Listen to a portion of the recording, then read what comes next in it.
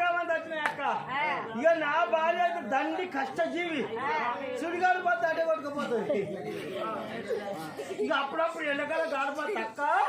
నా భార్య నేను కాపాడుకుంటా, గాడుపు కొట్టుకపోకుండా దాని మెడకాయకు తాడు కట్టి, భార్య తనకు కదా మెడకాయకు తలుపు పెట్టినట్టుగా దాని మెడకాయకు తాడు కట్టి నా మొదలు కట్టేసుకుంటా ఇక్కడ. ఇక్కడనే ఉంటది ఇక అయితే అక్క. నా భార్య 10 రోజు తట్ట మోసి మోసి మోసి కోడిగుడ్డు గంటలు ఇచ్చిపోయి మొత్తం వచ్చినాయి. కోడిగుడ్డుకి ఎంటకలు ఉంటాయి నాయన. ఓ గింత గింత పనులు కోడిగుడ్డుకు ఒక బొస్కలు ఇస్తాడు విధానంగా, తల కూరలు అలా ఊసాయి.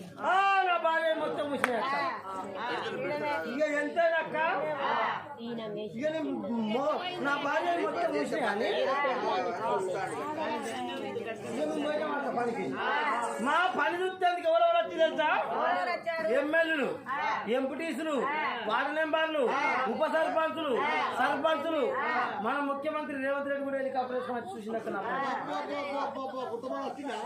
నా పని అంత మంచిగా ఇక నా పని చూస్తుంది కదా అక్క. నా పని ఎట్టున్నా తెలుసా?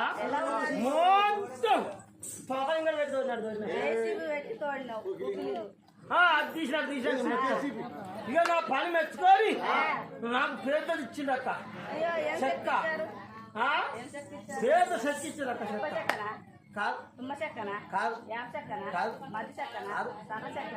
మరి ఏం శక్తి ఇచ్చారు? అది బ్యాంకులో ఈడిపించుకోమని ఇచ్చారక్క. నువ్వు చెప్పేది అర్థమయ్యేది. బ్యాంకు వెళ్ళి డబ్బులు ఇడిపించుకొని ఒక చెక్కు రాసిచ్చారు. చెక్కు రాసి ఇచ్చారక్క. ఇక ఆ చెక్కు పట్టుకొని ఇక్కడ ఎక్కిన ఎక్కావు, ఆటో రిక్షా ఎక్కావు నువ్వు. ఇక్కడ ఎక్కి కాటల కాదు ఇక కాటాల పిసి రోడ్ మీద చూడాలక్క. ఏ నీ అందమే కాదు, నీ స్టైలే కాదు, నేను అడిగే కాదక్క. నువ్వు చినిగిపోయిన చీర కట్టినావు అక్క. నువ్వే పలిపోయిన కాదు చేతులకు వేసినావు అక్క. ఇక మడిమి చెప్పులు వేసినావు, చనిపోయిన సిల్లిపోయిన చేతులు పట్టుకున్నావు. ఇక అల్ల ఒక పాట పెట్టినావు అక్క. ఏం పాట తెలుసా? అబ్బని తీయని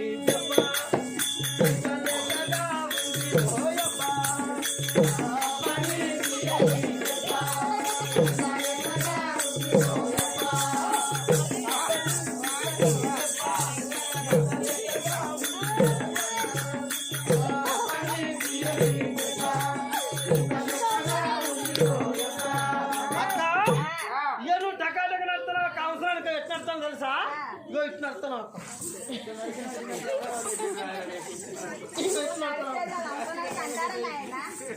ఇది అవసరానికి కాదా అక్క? అవసరానికి కాదు, తాకుడు వల్ల గాడి నడకమంటారు. ఈ అక్క ఎంతైనా పెద్దది, మరి 300 మైళ్ళ సంఘానికి అక్క పెద్దది కాదు. అక్క ముంగట నేను బ్యాంకులో పోతే అక్క ఫీల్ అవుతుంది అని నేను 2 అడుగులు వెనకేసిన అక్క. నువ్వు 2 అడుగులు ముంగట వేసినావు.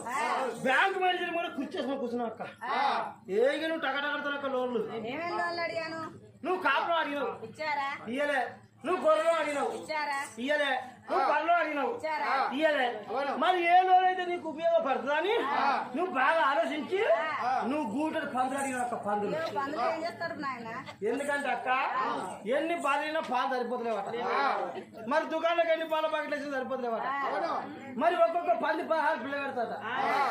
ఆ 16 పిల్ల గంప కింద అమ్మి నువ్వు చుట్టబట్టి పాలు వెండితే అక్క ఒక్కొక్క 16 లీటర్ పాలుతాడు అక్క.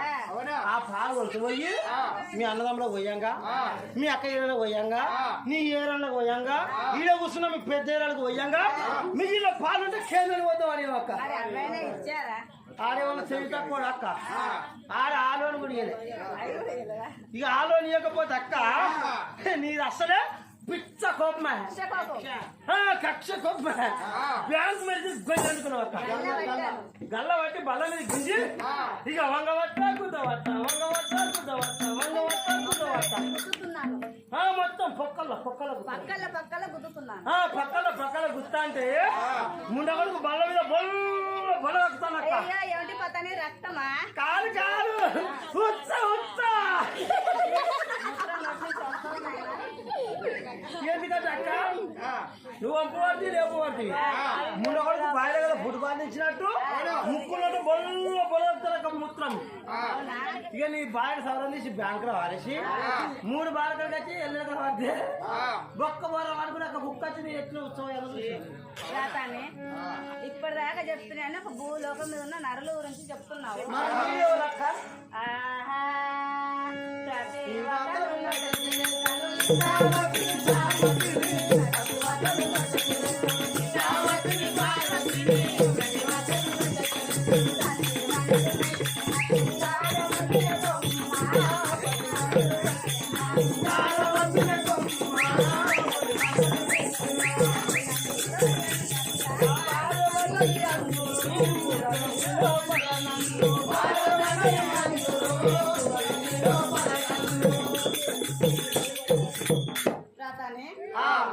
నా పేరు పార్వతి.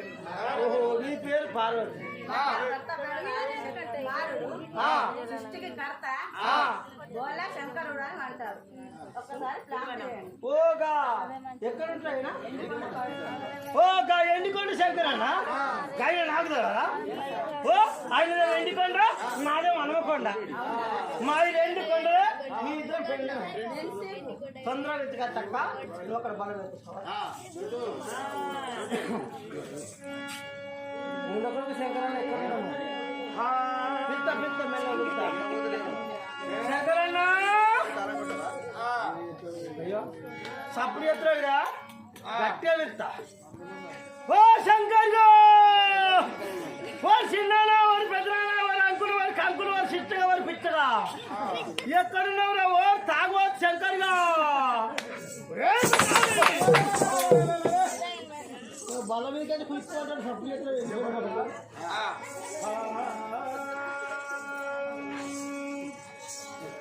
అరుడనే గంగా గరుడనే గిరియో శంభో శంకరుందరా